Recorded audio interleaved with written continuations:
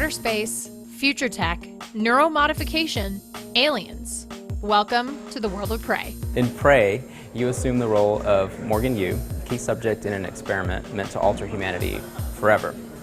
But when you wake up on Talos 1, massive space station orbiting the moon, things have gone completely sideways. A species of alien called the Typhon have overrun everything, and now they're hunting you. We got to check out the first hour or so of Prey at this point in its development, which kicks off with our heroes' realization they're actually on a space station and some exploration of the game's first main hub. One of the cool things about the setting is it's not like, oh, this is a derelict space station and like 100 years ago, it got shut down and now you're arriving.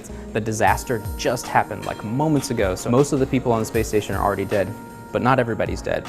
It's a first-person action game with depth. That depth comes from a lot of choices offered to you. Developer Arcane Studios says there are multiple solutions to just about every obstacle the game throws at you, and Morgan's skill trees will dictate how you tackle them. Like, we really want players to improvise.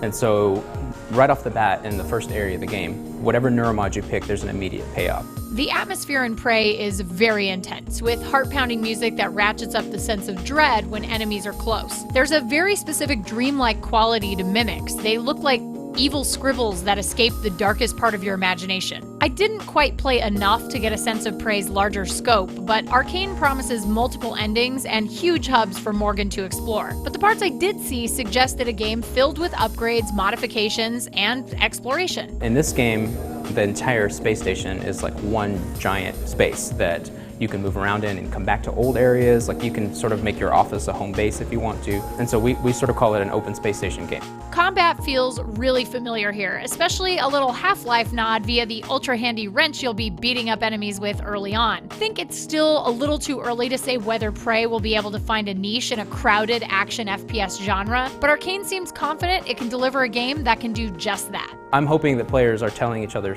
stories about, like, I solved it this way, and this other person's like, well, I didn't even see that, but I solved it this other way. Prey launches on May 5th, 2017 for Windows, Xbox One, and PlayStation 4.